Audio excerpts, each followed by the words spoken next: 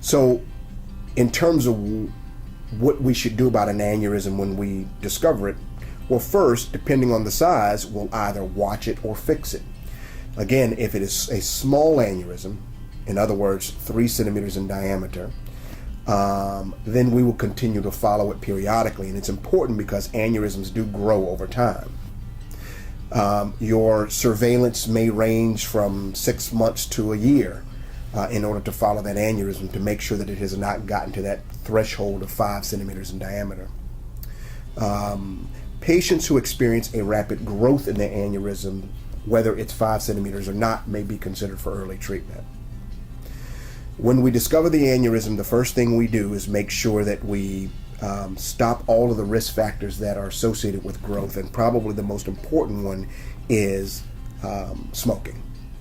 Now again, because it's associated with other conditions, we have to make sure that those conditions are well controlled as well, including your cholesterol levels, plaque disease in your heart arteries, things of that nature.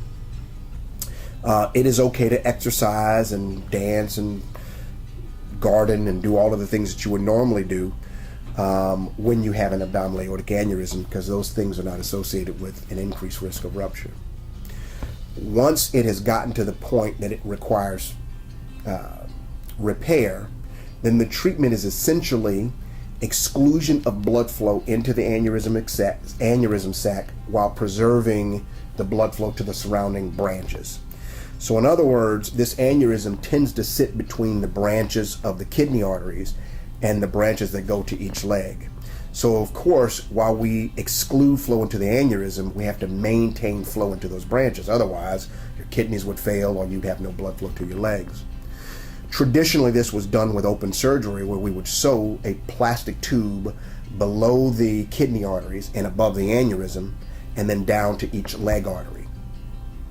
However, over the last 15 to 20 years or so, we've advanced this technology where we can do this endovascularly.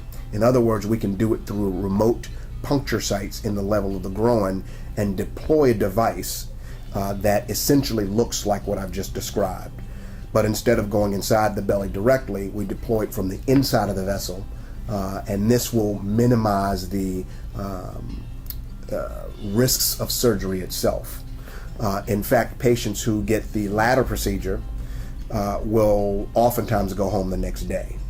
Patients who get the former procedure will generally be in the hospital for 5 to 7 days, and there are obviously higher risks to that. I would suggest that 90 to 95% of the patients that we perform these procedures on now have the less invasive procedure.